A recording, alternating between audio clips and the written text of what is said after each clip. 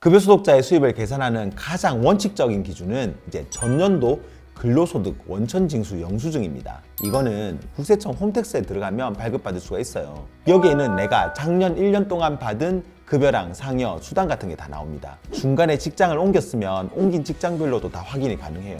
그리고 연말정산 통해서 확정된 소득세랑 국민연금, 건강보험, 고용보험, 산재보험들도 다 확인할 수가 있고요. 법원에서는 원칙적으로 이걸 토대로 현재 다니고 있는 직장의 소득 명세 합계에다가 수당 같은 이제 비과세 소득을 더한 다음에 세금, 4대 보험을 뺀 금액을 근무 개월수로 나눠가지고 월 평균 수입을 계산합니다. 이거는 실제로 내가 근무한 회사에서 국세청에 신고하고 나온 소득이랑 세금이기 때문에 급여 명세서나 통장 입금 내역보다도 더 내 소득을 확인할 수 있는 객관적인 자료입니다. 그래서 법원도 채무자한테 원칙적으로 이 자료를 토대로 월 평균 수입을 계산하라고 합니다. 그런데 근로소득 원천징수 영수증은 작년 1년간 근무한 회사가 신고한 소득을 토대로 계산해서 그 다음 해 2월에서 5월 사이에 발급이 되거든요. 그러니까 작년에 소득 활동이 없었던 분들이거나 또는 올해 다른 데로 이직하신 분, 그리고 또 현금으로 월급을 받아서 별도로 소득 신고 안 한 분들은 지금 다니고 있는 직장의 근로소득 원천징수 영수증을 낼 수가 없습니다. 그런 분들 같은 경우는 보통 급여 명세서를 토대로 월 평균 수입을 계산을 하는데요.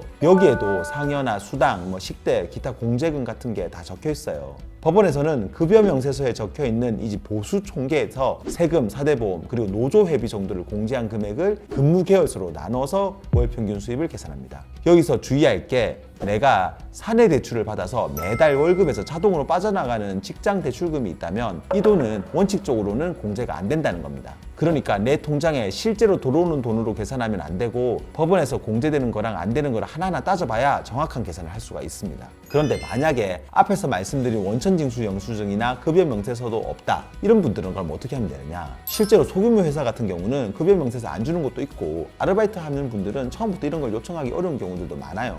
이런 분들은 통장으로 입금받은 내역을 토대로 소득을 계산할 수밖에 없습니다. 물론 이 경우에는 채무자가 일부러 통장을 2개로 나눠가지고 월급을 받는 식으로 해서 소득을 줄일 수 있다고 법원에서 의심하기도 해요. 이렇게 원천이나 급여 명세서 없이 오로지 통장에 찍힌 입금 내역만으로 월 평균 수입을 계산하는 경우에는 아무래도 신뢰도가 떨어지다 보니 회생위원이 고용주로부터 수입 상황 보고서를 작성받아 제출하라 라고 하거나 또는 근무 시간 내에 사업장에 있는지를 확인하기 위해서 휴대폰, 발신 내역 또는 근무 현장 확인을 위한 회사 사진을 추가로 요청하기도 합니다. 하지만 이걸 반대로 해석을 하면 원천 징수 영수증 또는 급여 명세서 없는 분들이라도 월급 입금 내역이란 다른 자료가 있으면 회생 신청이 가능하다는 거니까 그런 분들도 회생 진행 자체를 너무 걱정하지는 않으셔도 됩니다.